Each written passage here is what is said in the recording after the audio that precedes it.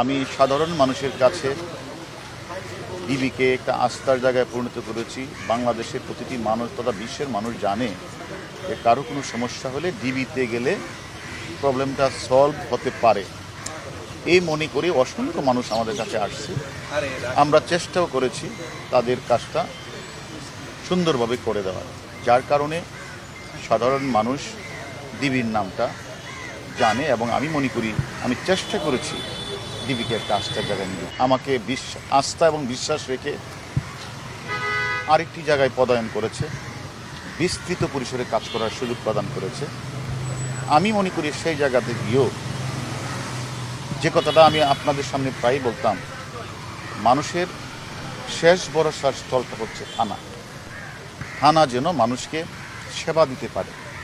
আমি চেষ্টা করব সাধারণ মানুষ থানায় এসে যেন সেবাটা পায়, থানায় যেন মানুষ আসে, যে কোনো ঘটনায় থানায় যেন গিয়ে মানুষ তার জিডি করা, মামলা করা সেটা যেন করতে পারে।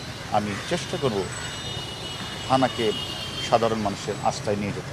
আচ্ছা, এখন আপনি যেখানে যাচ্ছেন ডিএমপির অধিকাংশ মামলাই তো আপনি নিয়ন্ত্রণ করবেন, তো সেই ক্ষেত্রে কোর্টার এই ঘটনায় প্রায় 300-র মতো মামলা হয়েছে। তো এই মামলাগুলোতে যেটা কোর্ট আন্দোলনকারীরা দাবি করছে প্রচুর নিরীহ স্টুডেন্টদের অ্যারেস্ট করা হয়েছে। তো আপনার ইটা কি থাকবে, পর্যবেক্ষণটা কি? দেখেন, আমি এই ডিবিতে থাকাকালীন সময় অনেক গুরুত্বপূর্ণ মামলা,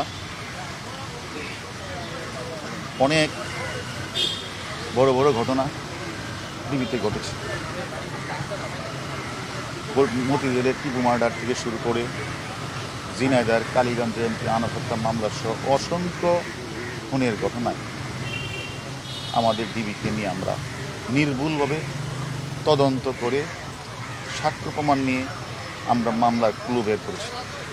কোনো নিরীহ লোককে কিন্তু আমরা অ্যারেস্ট করি নাই।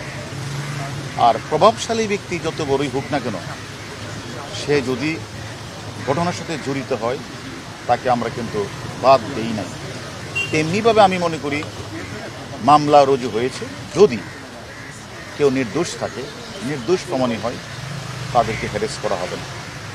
এবং যারা ঘটনার সাথে প্রকৃতভাবে জড়িত, যারা বিভিন্ন জায়গাগুলিতে আগুন লাগিয়েছে, স্বপ্নের মেট্রো রেলে ভাঙচুর আগুন লাগিয়েছে, রাষ্ট্রীয় বেসরকারি থানাগুলিতে আগুন লাগিয়েছে, আমাদের পুলিশ সদস্যকে জ্বলিয়ে হত্যা করেছে, এই সকল ঘটনার সাথে যারা জড়িত তাদের কাউকে ছাড় দেয়।